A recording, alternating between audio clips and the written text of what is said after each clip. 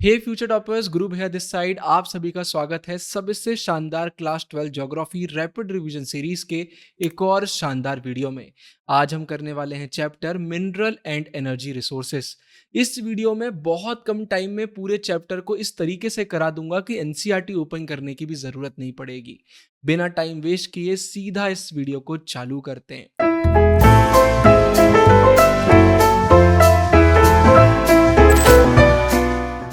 तो शुरुआत करते हैं इंट्रोडक्शन के साथ।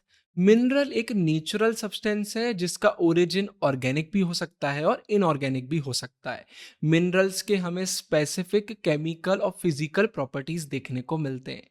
जो सबसे वैल्यूएबल मिनरल्स हैं जिनकी बहुत वैल्यू है वो प्री पेलाजोइक है। मतलब पेलाजोइक मतलब क्या होता है? अलग अलग टाइम पीरियड जिन्हें हम अलग अलग एजेस में डिवाइड करते हैं। जैसे कि मेसोजोइक हो गया, पेलाजोइक हो गया। प्री पेलाजोइक मतलब 200 से 500 मिलियन ईयर्स पुराने भाई फॉर्मेशन हमें देखने को मिलते हैं।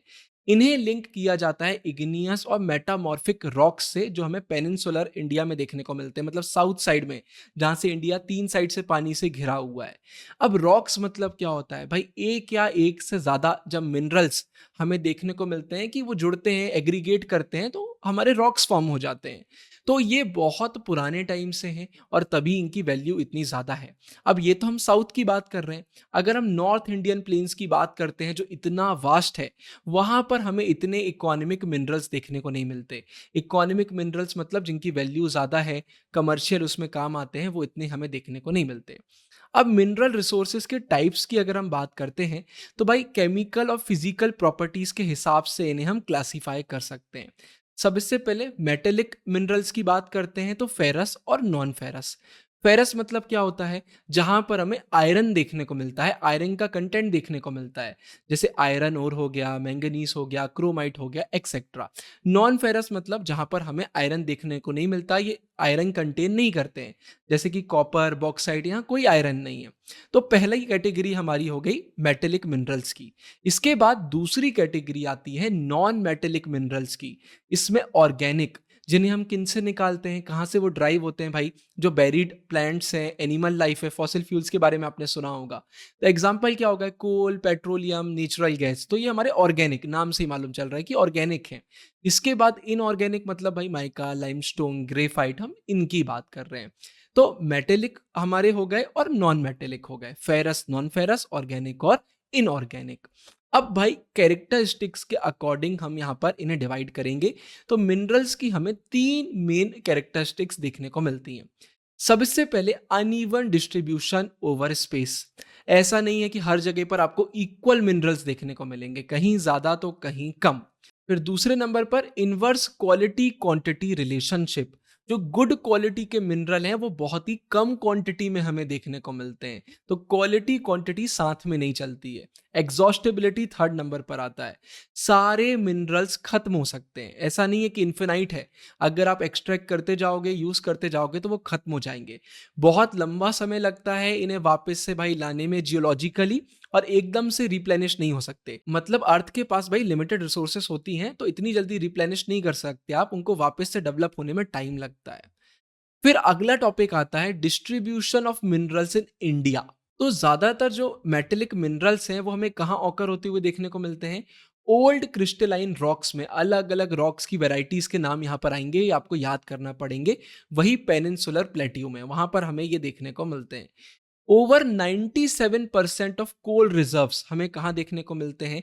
वो कंसंट्रेटेड हैं दामोदा, सोन, महानदी, गोदावरी वैलीज में, यहां हमें देखने को मिलते हैं। जो पेट्रोलियम रिजर्व्स हैं वो हमें सेडिमेंटरी रॉक्स वाले एरियाज में, सेडिमेंटरी बेसिन्स में देखने को मिलते हैं।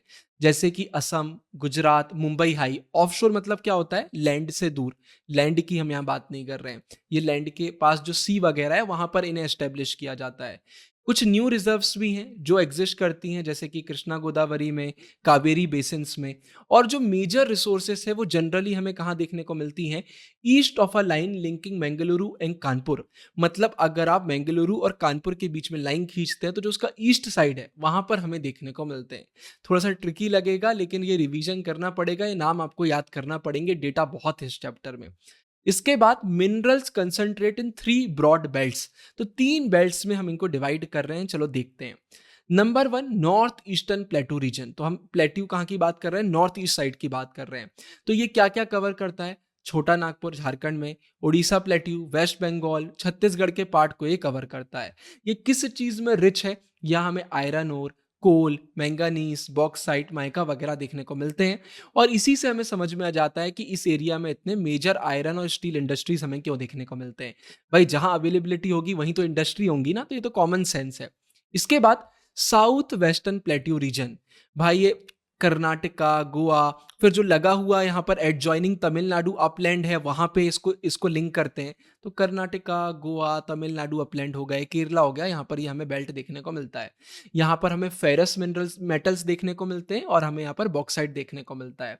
High quality high grade iron ore हो गया, मैंगनीज हो गया, लाइमस्टोन हो गया, ये भी यहाँ पर हमें देखने को मिलते हैं। इस जो बेल्ट है ना, इसमें कोल इतना हमें देखने को नहीं मिलता, एक्सेप्ट जो नेवेली लिग्नाइट है, यहाँ पर हमें बहुत ज़्यादा इस पर्टिकुलर लोकेशन में हमें बहुत ज़्यादा ब्राउन कोल देखने को मिलता है। तो सिर्फ इस लोकेशन को अगर हम हटा देते हैं तो बाकी यहाँ पर इस साउथ वेस्टर्न प्लेट्यू रीजन में हमें इतना कोल वगैरह देखने को नहीं मिलता है। फिर केरला की बात करते हैं तो भाई मोनाजाइट हो गया, थोरियम हो गया, बॉक्साइट क्ले हो गया, है ना, और गोवा के पास भाई आयरन और डिपॉजिट्स हमें देखने को मिलते हैं। तो ये नाम के साथ कुछ कुछ एग्जाम्पल्स याद रखिएगा, आपके लिए अच्छा रहेगा।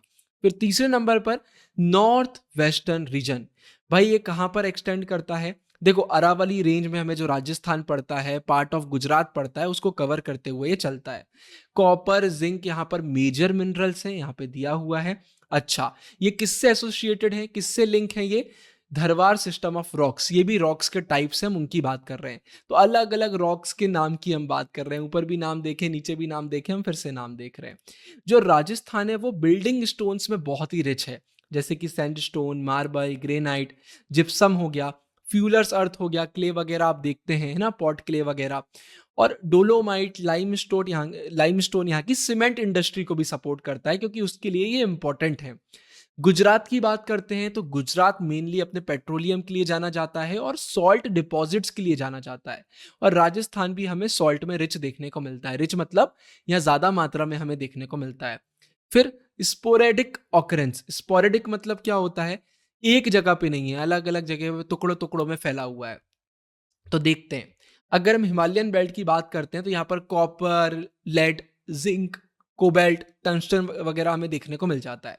असम वैली की बात करते हैं, ऑफशोर एरियाज की बात करते हैं मुंबई हाई के पास, तो यहाँ पर हमें ऑयल रिजर्व्स वगैरह देखने को मिल जाते हैं। तो ये ऐसा है, थोड़ा सा एक अलग से टॉपिक आता है, मतलब एक कोई पर्टिकुलर एरिया नहीं है जहाँ पर सब कुछ है, थोड़ा थोड़ा फैला फैला सा हमें देखने को मिलता है।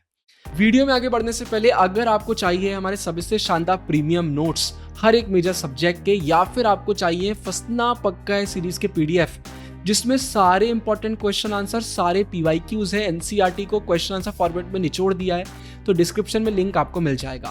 प्रीमियम नोट्स हो चाहे फंसना पक्का हो, एप्लीकेशन वेबसाइट से आप ले सकते हैं, डिस्क्रिप्शन में सारे लिंक हैं। सबसे प्रीमियम, सबसे बेस्ट है। अब वीडियो में आगे बढ़ते हैं। अब फेरस मिनरल्स की बात करते हैं। तो जो फेरस मिनरल्स होते हैं जैसे कि आयरन ओर हो गया, मैंगनीज हो गया, ऊपर भी हमने पढ़ा, ये मेटलर्जिकल इंडस्ट्रीज के लिए बेस बनाते हैं। मेटलर्जिकल इंडस्ट्रीज मतलब जहां पर मिनरल्स वगैरह को एक्सट्रैक्ट करके रिफाइन वगैरह करने का काम होता है कमर्शियल यूज के लिए, फिर आगे फॉरवर्ड किया जाता है। तो इंडिया में भाई हमें रिजर्व्स भी देखने को मिलते हैं और प्रोडक्शन भी अच्छा खासा देखने को मिलता है। अगर हम आयरन ओर की बात करते हैं तो इंडिया के पास पूरे एशिया में लार्जेस्ट रिजर्व्स हैं, तो हमें एक्सट्रैक्ट वगैरह करने में आसानी होती है, ज़्यादा क्वांटिटी में हम कर पाते हैं। मेन टाइप्स क्या हैं? हेमाटाइट और मैग्नेटाइट, तो नाम याद रखिएगा। 95% ऑफ रिजर्व्स हमें कहाँ देखने को मिलते हैं? उड़ीसा में, झारखंड में, छत्तीसगढ़ में, कर्नाटका में, गोवा में, तेलंगाना में, आंध्र प्रदेश में, तमिलनाडु में। तो बहुत सिंपल सी बात है, रिजर्व्स आपके पास ज़्यादा रहेंगे तो प्रॉफिट भी आप बाद में ज़्यादा कर सकते हो। रिजर्व्स का सिंपल सा यही मतलब है कि भाई हमने, इंडिया ने खोज लिया है, हमको पता है कि ज़रूरत पड़ने पर इस लोकेशन में इतना हमारे पास अवेलेबल है, हम एक्सट्रैक्ट कर सकते हैं। तो बहुत ही बढ़िया एक चीज़ हो जाती है। फिर क्या दिया हुआ है? अगर हम आयरन और माइंस की बात करते हैं तो ये भाई हमें कोल फील्ड्स के पास देखने को मिलते हैं नॉर्थ ईस्टर्न प्लेट्यू रीजन में। उड़ीसा माइंस की बात करते हैं तो यहाँ पर कुछ नाम आ रहे हैं, गुरु महिसानी, सुलाईपेट, बादाम पहाड़, ये मयूरभाज में। तो ये जो ब्रैकेट में है ना, ज्यादातर डिस्ट्रिक्ट वगैरह या पर्टिकुलर एरिया के नाम दिए हुए हैं। किरुबुरु, बोनाई ये सुंदरगढ़ में देखने को मिलता है, तो ऐसे नाम आ रहे हैं। फिर झारखंड माइंस की बात करते हैं तो नुआ मुंडी हो गया, फिर गुआ हो गया, ये पूर्वी और पश्चिमी सिंहभूम में देखने को मिलता है। छत्तीसगढ़ माइंस की बात करते हैं तो दल्ली, राजहरा, ये दुर्ग में देखने को मिलता है। फिर दंतेवाड़ा, फिर बाइलादिला, तो ये थोड़े-थोड़े से वियर्ड नाम हैं, प्रोनंसिएशन में भी कई बार एरर हो जाता है। फिर कर्नाटका माइंस की बात करते हैं तो संदूर होसपेट हो गया बल्लारी में, फिर बाबा बुदान हिल्स हो गए, कुद्रेमुख हो गए, शिवामोगा हो गया, चित्रागुदुर्ग हो गया, तुमाकुरु डिस्ट्रिक्ट हो गए, तो बहुत सारे नाम रहते हैं। अब जैसे मैं नॉर्थ इंडिया से, मैं एमपी से बिलॉन्ग करता हूँ, तो मुझे ये प्रोनंसिएशन करने में थोड़ा-सा दिक्कत होता है, लेकिन जो साउथ के लोग हैं, वो साउथ का प्रोनंसिएशन काफ़ी अच्छा करते हैं और ईस्ट वाले ईस्ट का बहुत अच्छे से करते हैं। फिर वो कमेंट्स में भी लिखते हैं, भैया इसका प्रोनंसिएशन ये है। तो थोड़ा बहुत ऊपर-नीचे हो जाए तो माफ़ी, बट फिर भी मैं सही करने की कोशिश कर रहा हूँ, इंडिया में नाम बहुत सारे हैं।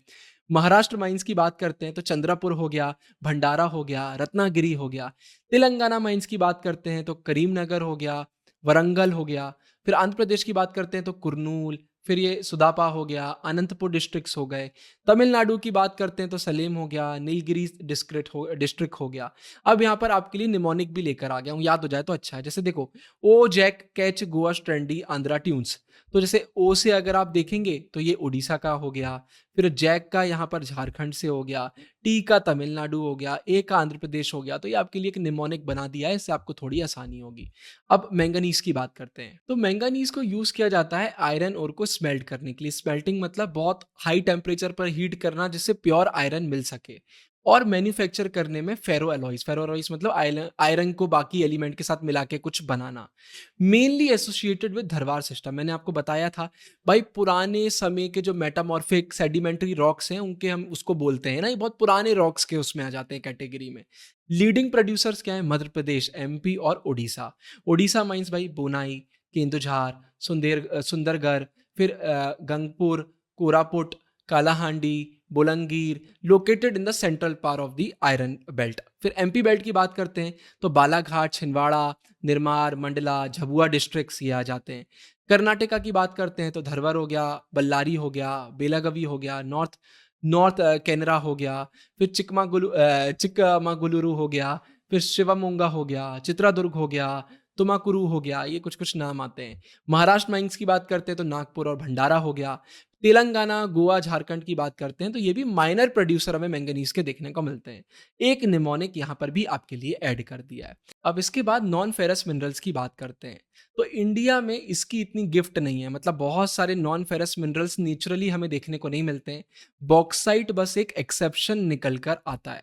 अगर हम बॉक्साइट की बात करते हैं तो एल्यूमिनियम मैन्युफैक्चरिंग में इसको यूज़ किया जाता है। ये मेनली टर्शियरी डिपॉजिट्स, टर्शियरी मतलब जो हमें टर्शियरी एरा में देखने को मिले थे, ये भी मिलियंस ऑफ ईयर्स पुराना एक नाम निकल के आता है और इसे लेटराइट रॉक से एसोसिएट किया जाता है। लार्जेस्ट प्रोड्यूसर कौन है भाई? ओडिशा। कालाहांडी, संबलपुर, बोलांगीर, कोरापुट यहाँ पे नाम निकल के आते हैं। अगर हम झारखंड की बात करते हैं तो लोहाडागा के पेटलैंड्स में भी डिपॉजिट्स हमें देखने को मिलते हैं। अदर मेजर प्रोड्यूसर्स कौन है भाई? गुजरात हो गया, भवनगर, जामनगर हो गया, है ना? छत्तीसगढ़ में भाई अमरकंटक प्लेट्यू हो गया, एमपी में कटनी, जबलपुर एरिया जहाँ से मैं आता हूँ, जबलपुर से ही ये वीडियो बना रहा हूँ, और बालाघाट हो गया। महाराष्ट्र में कुलाबा, थाने, रत्नागिरी, सतारा, पुणे, कोल्हापुर ये नाम निकल के आ जाते हैं। फिर तमिलनाडु, कर्नाटका, गोवा भी भाई माइनर प्रोड्यूसर्स हैं बॉक्साइट के, इसका भी निमोनिक आपके लिए डाल दिया है। फिर इसके बाद कॉपर की बात करते हैं भाई, इलेक्ट्रिकल इंडस्ट्री में इंडिस्पेंसिबल है, इसकी जगह और कोई नहीं ले सकता, सुप्रीम इंपॉर्टेंस का है। वायर्स हो, मोटर्स हो, जनरेटर्स हो। अलॉयबल है मतलब किसी और एलिमेंट के साथ जोड़कर भी कुछ बनाया जा सकता है। मेलिएबल है मतलब पीट पीट के ठोक ठोक के आप शीट में भी कन्वर्ट कर सकते हैं। डक्टाइल है, खींच कर आप पतले वायर्स वगैरह भी बना सकते हैं। इसे भाई गोल्ड के साथ भी मिक्स किया जाता है ज्वेलरी को स्ट्रेंथ देने के लिए। मेन डिपॉजिट्स कहाँ देखने को मिलते हैं भाई? सिंहभूम झारखंड में, बालाघाट मध्य प्रदेश में, झुंझुनू अलवर राजस्थान में। माइनर प्रोड्यूसर कौन है भाई? अग्निगुंडाला इन गुंटूर डिस्ट्रिक्ट आंध्र प्रदेश, फिर चित्रादुर्ग और हसन डिस्ट्रिक्ट कर्नाटका, फिर साउथ अरकोट डिस्ट्रिक्ट तमिलनाडु, और नीचे मैंने आपके लिए निमोनिक डाल दिया है। फिर नॉन मेटलिक मिनरल्स की बात करते हैं तो माइका की बात करते हैं। मेनली ये यूज होता है भाई इलेक्ट्रिकल और इलेक्ट्रॉनिक इंडस्ट्रीज में। इससे आप थिन, टफ और इनफ्लेक्सिबल शीट्स में स्प्लिट कर सकते हैं। मेजर प्रोड्यूसर्स कौन है भाई? झारखंड, आंध्र प्रदेश, तेलंगाना, राजस्थान। झारखंड की अगर हम बात करते हैं तो भाई हाई क्वालिटी में देखने को मिलता है। 150 kilometre long and 22 kilometre wide एक बेल्ट है लोअर हजारीबाग प्लेट्यू में, वहां हमें देखने को मिलता है। आंध्र प्रदेश में भाई Nellore district produces best quality, तो यहाँ सबसे बेस्ट क्वालिटी का आपको माइका देखने को मिलेगा। फिर अगर राजस्थान की बात करते हैं तो यहाँ जो माइका बेल्ट है वो एक्सटेंड करता है about 320 kilometre from Jaipur to Bhilwara and Udaipur. फिर माइनर प्रोड्यूसर्स की बात करते हैं तो मैसूरू हसन हो गया कर्नाटका में, कोयम्बटूर हो गया है ना, फिर तिरुचिरापल्ली हो गया, मदुरई हो गया, कन्याकुमारी तमिलनाडु, एलेपी हो गया, रत्नागिरी हो गया, पुरुलिया हो गया, बंकुरा हो गया वेस्ट बंगाल में। तो ये हमारे कुछ पर्टिकुलर एरियाज निकल के आते हैं, इसका भी निमोनिक आपके लिए डाल दिया। फिर एनर्जी रिसोर्सेज की बात करते हैं तो अगर हम मिनरल फ्यूल्स की बात करते हैं, कोल, पेट्रोलियम, नेचुरल गैस, और अगर हम न्यूक्लियर एनर्जी की बात करते हैं तो ये कन्वेंशनल सोर्सेस हैं। ये पावर जनरेशन के लिए बहुत ज़्यादा एसेंशियल हैं, आजकल बहुत डिमांड में है। ये एग्जॉस्टिबल रिसोर्सेस हैं, मतलब समय के साथ खत्म हो जाती हैं। ऐसा नहीं है कि सनलाइट की तरह आप यूज़ करे जा रहे हैं करे जा रहे हैं, ऐसा नहीं होगा भाई, ये खत्म होंगे। अगर हम कोल की बात करते हैं तो ये थर्मल पावर के लिए यूज होता है, आयरन ओर को स्मेल्ट करने के लिए, मैंने मीनिंग बताया, प्योर निकालने के लिए हाई टेम्परेचर पर जब करने की बात आती है ना। ये मेनली दो एजेस में हमें देखने को मिला, अक्कर करता है, गोंडवाना और टर्चरी डिपॉजिट्स। तो अलग अलग एज पीरियड की हम बात कर रहे हैं। फिर इसी में अगर गोंडवाना कोल की बात करते हैं तो अराउंड 80% डिपॉजिट्स यहाँ में देखने को मिलते हैं, मोस्टली बिट्यूमिनस, मतलब सॉफ्ट अच्छी क्वालिटी का कोल, और नॉन कोकिंग, मतलब बहुत ज्यादा हीट करोगे तो ये कोक में कन्वर्ट नहीं हो जाएगा, है ना, ये याद रखो। ये एक इंपॉर्टेंट चीज है। फिर वैलीज कौन कौन सी एसोसिएटेड है, दामोदर वैली हो गया झारखंड बंगाल बेल्ट, और गोदावरी हो गया, महानदी हो गया, और सोन हो गया। इंपॉर्टेंट फील्ड्स की बात करते हैं तो झरिया लार्जेस्ट हो गया, फिर रानीगंज, बोकारो, गिरिडीह, करणपुर, ऐसे करणपुरा अलग अलग नाम निकल के आते हैं। माइनिंग सेंटर्स की बात करते हैं, Singrauli MP UP, Korba Chhattisgarh, Talcher and Rampur, Chanda Wardha, Kamptee, Bander, ये नाम हो गए। फिर सिंगरेनी हो गया, पंडूर हो गया, ऐसे अलग अलग नाम निकल के आते हैं। निमोनिक नीचे आपके लिए डाल दिया है। टर्शरी कोल कहाँ देखने को मिलता है, फाउंड इन असम, मकुम, जयपुर, नजीरा नाम दिया हुआ है। अरुणाचल प्रदेश, नामचिक, नामफुक। मेघालय, धरंगिरी, चेरापूंजी, म्योलोंग, लंगरेन और नागालैंड। ब्राउन कोल या फिर अगर हम लिग्नाइट की बात करते हैं तो ये कहाँ देखने को मिलता है, ये हमें तमिलनाडु, कोस्टल तमिलनाडु में देखने को मिलता है, पुडुचेरी में देखने को मिलता है, गुजरात में देखने को मिलता है, और जम्मू एंड कश्मीर में देखने को मिलता है। इस चैप्टर में गजब डेटा है भाई, एक्सप्लेनेशन के लिए तो घंटा कुछ नहीं है, डेटा ही डेटा है। डेटा के नाम पर इस वीडियो को लाइक कर दीजिए और कमेंट में लिख दीजिए भैया आपने इस चैप्टर को आसान बना दिया, क्योंकि बहुत कम समय में आपने करा दिया। आप लाइक करेंगे, आप कमेंट करेंगे तो वीडियो आगे पुश होगी, इतना अगर आप नहीं करेंगे तो गलत बात है। इसके बाद अगर पेट्रोलियम की बात करते हैं तो भाई जो इंटरनल कंबशन इंजन्स होते हैं उसके लिए एक बहुत ही एसेंशियल ये हमारा सोर्स है। इसके जो बाय प्रोडक्ट होते हैं वो भी पेट्रोकेमिकल इंडस्ट्रीज में बहुत क्रूशियल हैं, बहुत इंपॉर्टेंट हैं, जैसे कि फर्टिलाइजर, सिंथेटिक रबर, मेडिसिन्स और वैक्स में। इससे लिक्विड गोल्ड बोला जाता है। अगर हम क्रूड ऑयल की बात करते हैं तो ये कहाँ आकर होता है, सेडिमेंटरी रॉक्स में, टर्चरी पीरियड के। अगर हम ऑयल एक्सप्लोरेशन की बात करते हैं कि मतलब ऑयल की खोज करना, उसको यूज करना, ये सारी चीजें, तो ये बहुत तेजी से बढ़ी जब ओएनजीसी को भाई सेटअप किया गया 1956 में। अब ओएनजीसी का फुल फॉर्म आप मुझे कमेंट में बताइए, आप नहीं बता पाएंगे तो मैं बता दूंगा, बहुत इजी है। मेजर फील्ड्स की अगर हम बात करते हैं तो भाई असम में दिग्बोई, नाहरकटिया, मूरन, गुजरात में बात करते हैं तो अंकलेश्वर, कलोल, मेहसाना, नवागाम, कोसंबा और लोनेज। मुंबई हाई की बात करते हैं तो ये भाई 160 किलोमीटर ऑफ शोर है, मतलब लैंड से दूर है। 1973 में डिस्कवर हुआ, याद करिए एमसीक्यू में आ सकता है, और 1976 से यहाँ पे प्रोडक्शन वगैरह चालू हो गया। न्यू रिजर्व्स हमें कृष्णा गोदावरी और कावेरी बेसिन्स में देखने को मिलते हैं। अब जो रिफाइनरीज होती हैं या तो ये फील्ड बेस्ड होती है, मतलब जहां ऑयल वगैरह निकल रहा है वहीं पर आपने इसको बना दिया रिफाइनरी को, जैसे कि दिग्बोई, या फिर मार्केट बेस्ड, मतलब मेन सिटी, मेन पोर्ट्स के पास जहां पर मार्केट में जल्दी से पहुंचाया जा सके, तो बरौनी इसका एक एग्जांपल निकल के आता है। अब अगर नेचुरल गैस की बात करते हैं तो ये पेट्रोलियम के साथ हमें देखने को मिलती है। ये डोमेस्टिक इंडस्ट्रियल फ्यूल में यूज होती हैं, पावर जनरेशन के लिए यूज होती हैं, और एज अ रॉ मटेरियल भी यूज होती हैं केमिकल, पेट्रोकेमिकल और फर्टिलाइजर वाली इंडस्ट्रीज में। और भाई ट्रांसपोर्ट फ्यूल में भी यूज होती हैं, जैसे कि सीएनजी हो गया, पीएनजी हो गया, कुकिंग फ्यूल। तो बहुत सारे यूजेस हैं।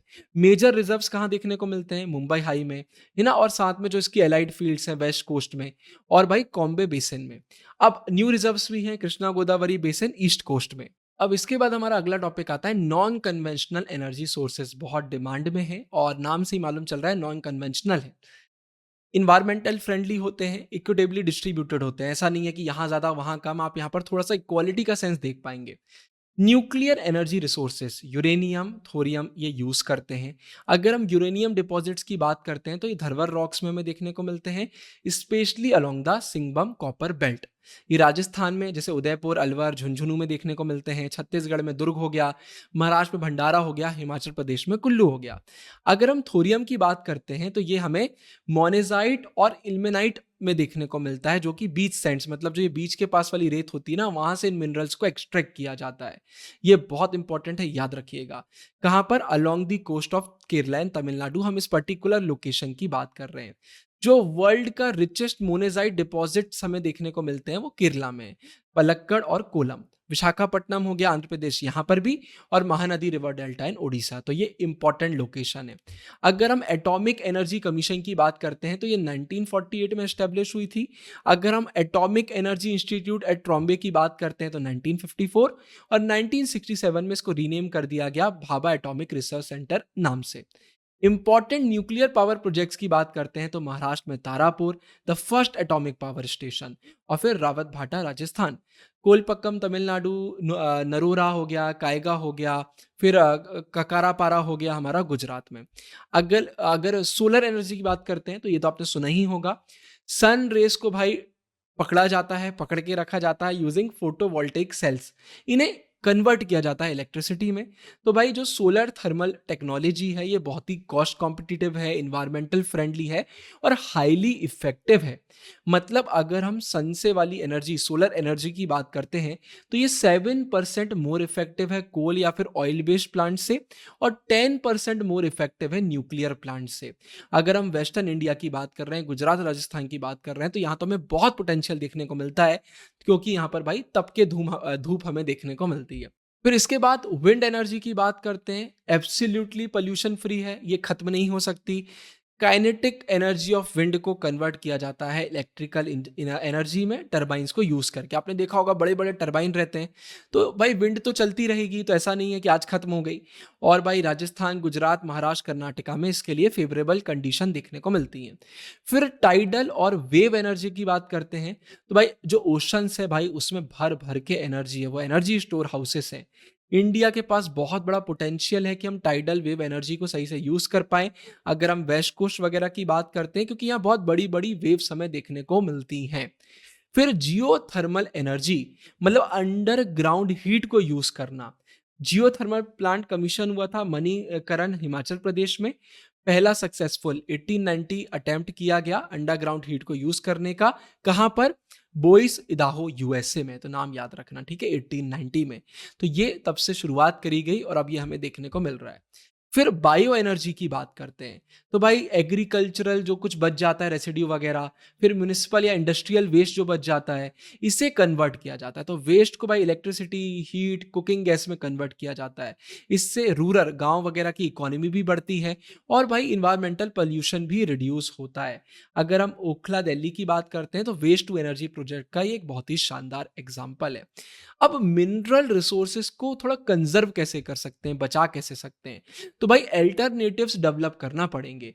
वो चीज़ें जो खत्म हो जाती हैं, ठीक है, आप उनको अलग करिए, कुछ नया यूज़ करिए, जैसे कि सोलर, विंड, जियोथर्मल, क्योंकि ये रिसोर्सेज खत्म नहीं होंगी, ये अलग टाइप के सोर्सेस है ना, इन एग्जॉस्टेबल हैं ये। तो इन्हें डेवलप करना चाहिए और एग्जॉस्टेबल से रिप्लेस करना चाहिए।